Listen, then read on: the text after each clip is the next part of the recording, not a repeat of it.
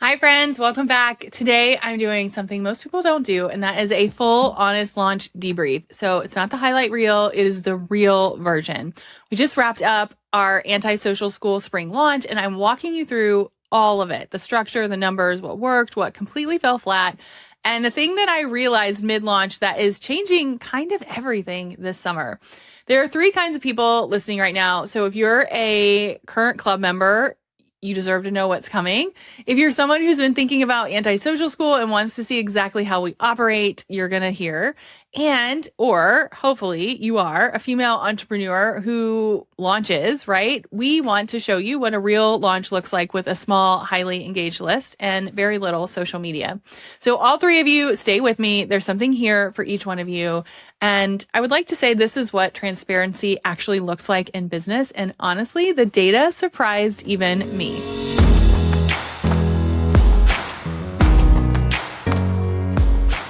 Welcome back to the Crush the Rush podcast. I am doing something today that most people may or may not do, and that is I'm giving a full, honest launch debrief, taking a deep breath, because sometimes it's a little nerve-wracking putting yourself out there like that. But I always tell myself I like to put content out that I would like to hear, and I always want to hear behind the scenes. I always want to hear the debrief of what actually happened. So this is not a highlight reel. This is the real version, and we're getting into the actual data of our anti-social school spring launch. So if you aren't familiar with anti-social school is our signature program, which helps you build a marketing and strategy plan for your business in 6 weeks or less that does not rely on social media, which means we very deeply go in and customize what would work for you if you wanted to take a break from social, or maybe you only wanted to post once a month, or maybe you don't want to post at all. The program is evergreen, which we made a change to last year, but we tend to do 1 to 2 live launches a year. And this one was interesting, so I thought I would cover it. I'm going to share what we built, what happened, what the numbers told me, and what we're changing, which came out of the launch. So I always say, like, star asterisk if you're listening, launching is really great, regardless of the outcome, because it always teaches you something. And if you're a current student, right, you deserve to know what's happening and what's coming. So you're going to find out. If you're thinking about anti-social school, you're going to see exactly and hear exactly how we operate and what we stand for. And if you're a female entrepreneur, which I think you are if you're listening, who launches things or wants to, you're going to see and hear about what a real launch without social media looks like. One that I would say is very robust because we launch on a small, highly engaged list. So if you're one of those people, stay with me. I promise there's something in here for all of you. But let's get into it. So before I get to the numbers, I want to sort of set the stage about who I am, why I launched, and why this even matters, right? So my email list at the time was about 5,000 people. So this is not a massive list. It's not a small list. It's an intentional, robust list. Anti-social school is not a new offer. This has been launched before. People have heard it. People have seen it. I talk about it all the time. Like, you as my audience know it. And this matters because when you launch a known offer to a warm list, the dynamics are very different than launching something brand new to cold traffic. And the reason I say this is people already have an opinion, right? Like, you're like, Holly, I've heard about anti-social school. I get it, right? You've already decided yes or no if this is going to work for you. And so I'm asking you when I'm launching to reconsider or finally say yes, which is a little bit different. Our last launch was built on a very full funnel. So we led with a 3-day challenge, which then led to an open house, which then led to an 8-day cart window. Usually I do 7 to 10 days. I can't really tell you why I did 8 days, but that's what it looked like. We had bonuses. We had a one-on-one call when you signed up in the first 48 hours. We have bonus calls that you got once you signed up. And they were strategically placed along the open cart, mid cart, close cart. So on paper, this was a very well-timed, well-built launch. I actually love building launches. It's one of the things that we do inside the co-op. And I can build a launch plan like with my eyes closed. I love building launch plans, and it's really, really fun because I think it is all structured around data, your audience, how many people they are, how you respond. But here's the thing. Here's what actually happened. So I want to talk about the structure and how we set it up, and then what worked and then what we're changing. So how we set it up. I'm going back in time. It's February, the middle of winter. I think I might have had the flu or COVID at this time. I don't remember, but we were very sick in the winter. February 9th is when we started promoting the 3-day challenge. I gave myself 3 weeks of runway to build anticipation and registration, which is pretty normal. Usually I give myself a 2-week window to promote something. And so I gave it a little bit longer because honestly, I was sick. So I needed a little more time. We ran the challenge for 3 days on March 3rd, 4th, and 5th, which was a Tuesday, Wednesday, and Thursday. I strategically did that so that when people wake up on Monday, they're not like, oh crap, I have this 3-day challenge today. I wanted people to have Monday to like get themselves organized. And I didn't want to end it on a Friday because Fridays are great follow-up days and a great day for a sort of like end of cart bonus. And so I wanted to strategically structure it in the middle of the week. So the energy in the room on day one is usually really, really good. People are excited. It's Tuesday. It's not Monday. The very first thing that we did in this challenge was I gave everyone homework to step away from social media for 24 hours. And so it was really fun to talk about, like, what are you going to do? How much time do you actually spend on social media? What's the outcome going to be of this week? And so the goal was we were going to show you how to step away from social. Like, should you use a brick? Can you hide your phone? What does this look like? And then what are you going to do instead? And so we held you accountable for 3 days of what to do instead so we could actually see results at the end of 3 days. And I think that's really important when you are hosting a challenge. At the end of the challenge, we had an open house. So quick context for anyone that hasn't heard me talk about an open house. An open house is essentially a no pressure, come as you are session where people can ask questions. But behind the scenes, it's actually very planned. I've done a whole episode on open houses before, but I don't want people coming to an open house. Typically, there are not as many people come to the open house that come to the challenge. And so it's a smaller room. And I don't want people to feel awkward of like, I don't know what to ask, or I don't really like to talk on camera or whatever. So what I do is I show up and I do a full tour. And then I have like 8 to 10 frequently asked questions. I ask the question and then I answer it. And then I open it up for Q&A. So if you come to the open house, it's another chance to hear about the program.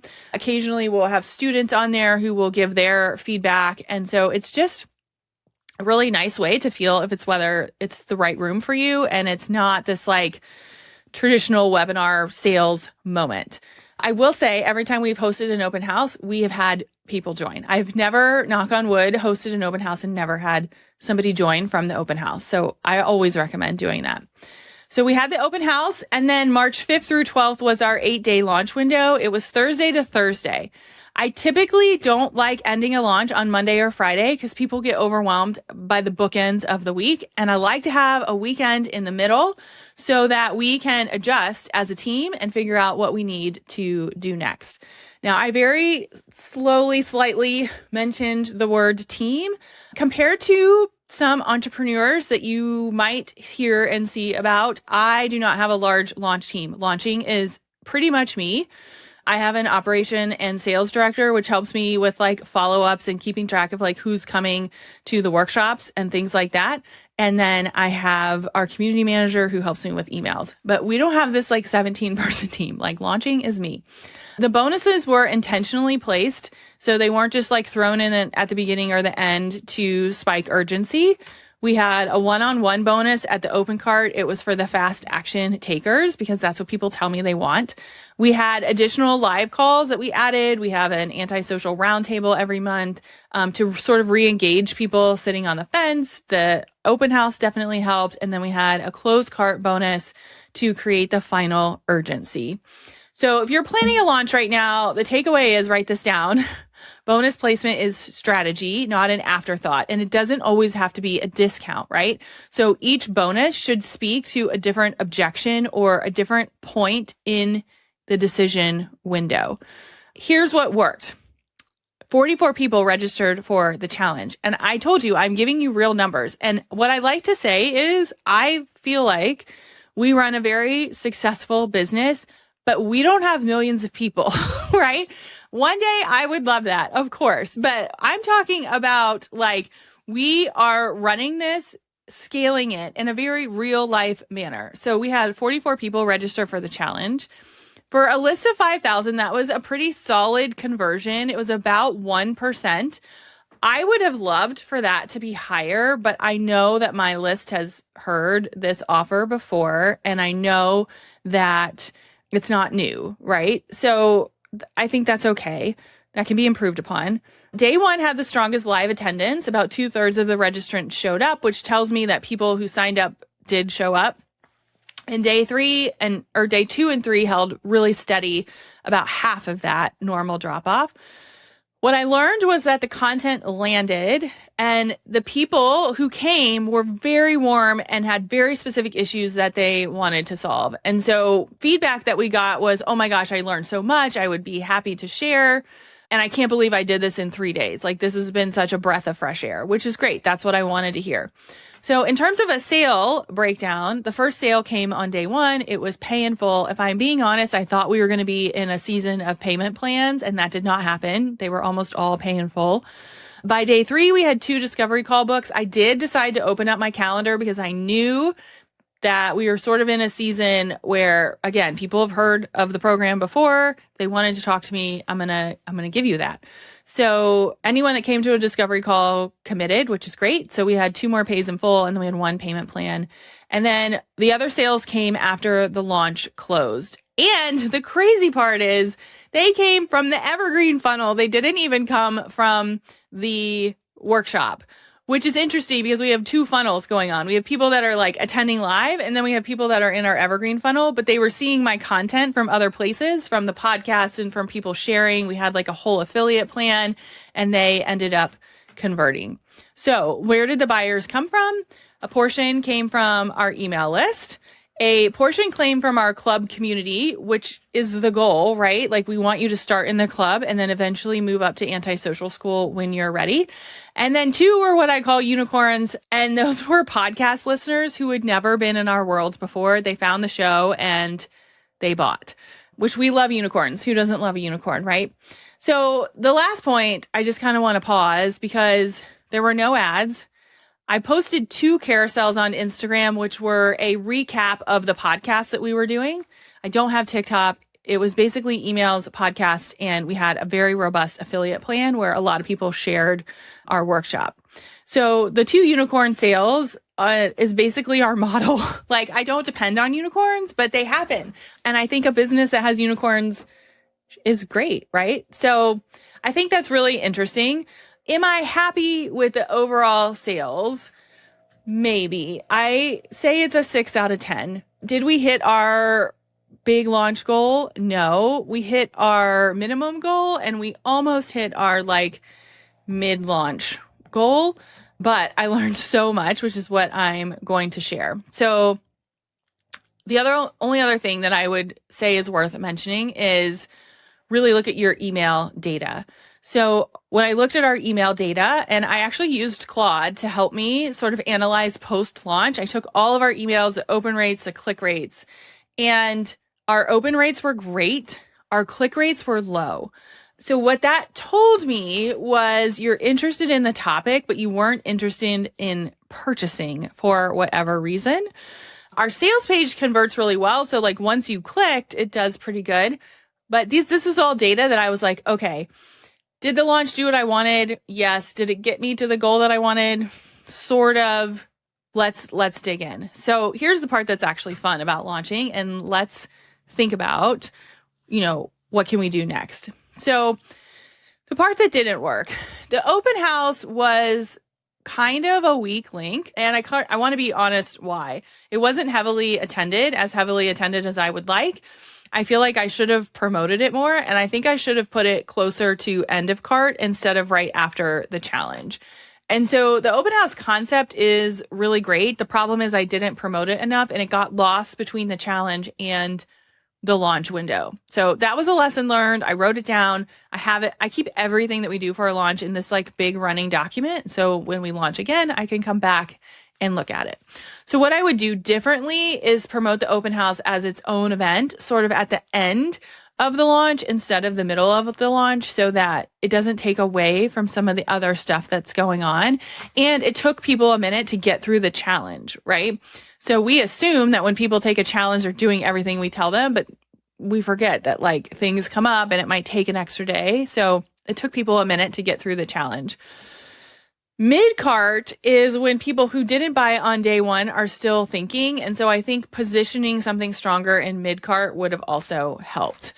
Yeah, I think it helped a lot. Live attendance had dropped sort of as we went through the challenge, which was normal. But I think I could have like tightened the re-engagement on day one and day two, or like given a bonus way if you came live. I think there's some more cool things we could have done. The people who didn't buy actually gave us really good feedback, and this feedback changed the game for me. So most people who join Antisocial School come from the club, and the feedback that we heard the most is the club is so amazing.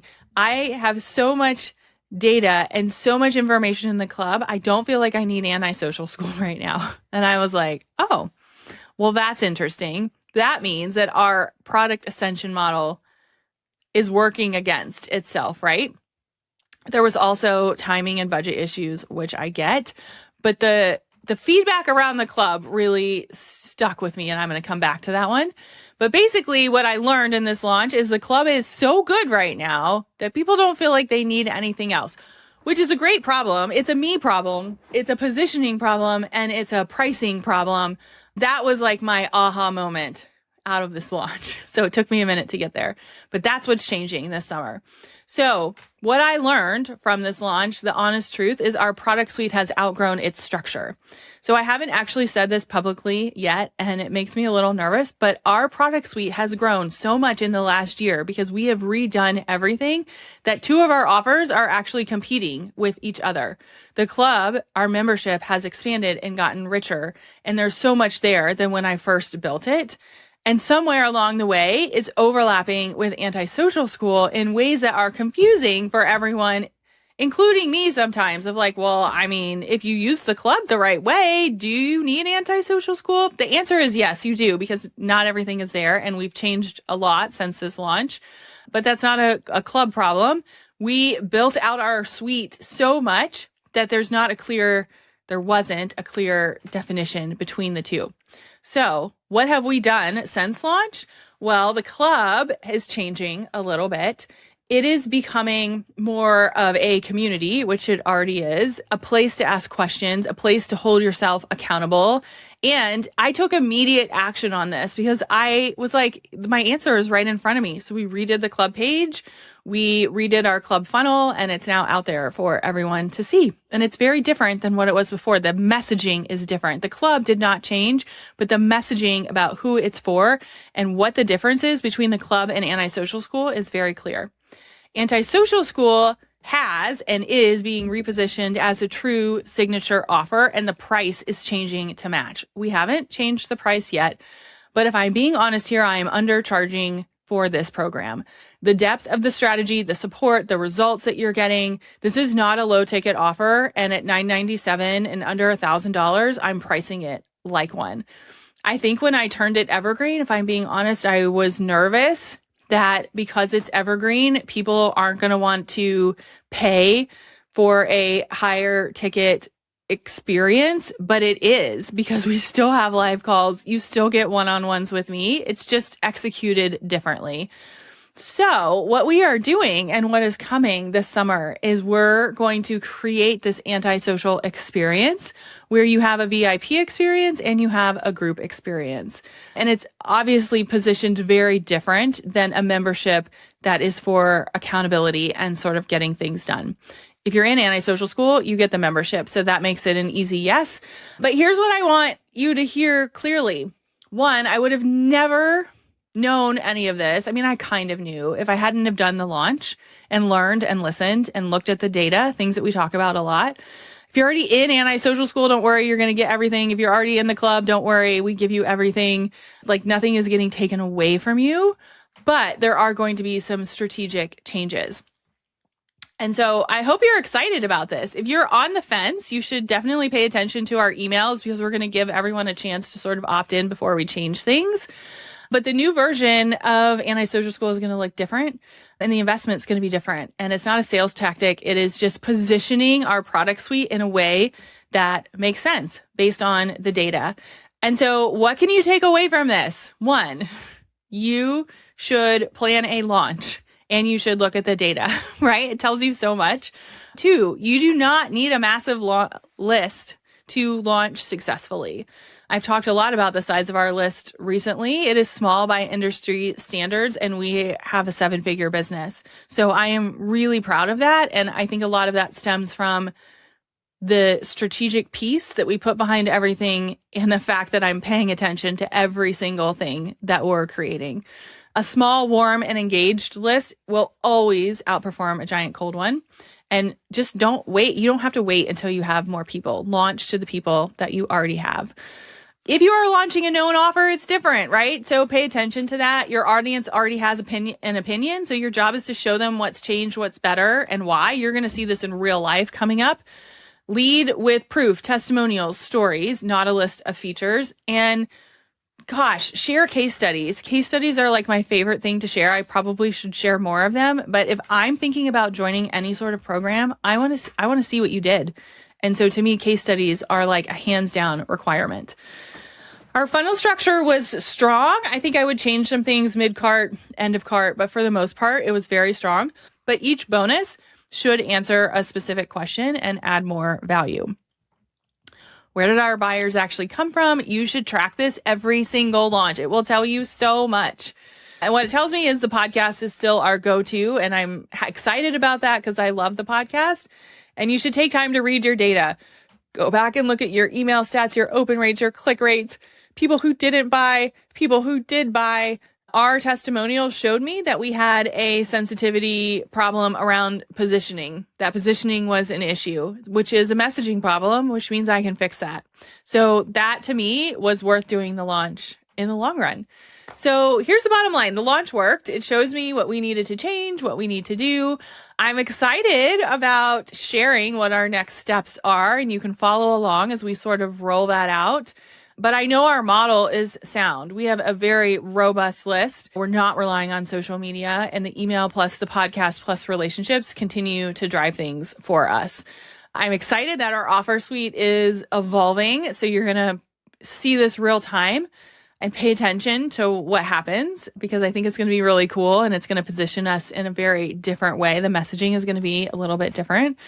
And if you want to join Antisocial School, you should now because so much is changing and you're going to get all of it as a student. So it's hollymariehaines.com/antisocial. But if you're just curious, check it out and you can see how we're going to change it in the next couple of weeks and months. Your takeaway, your number one takeaway is to track your data, do a debrief, and tell the truth about what happens, right? I feel like there's so much going on in the coaching world.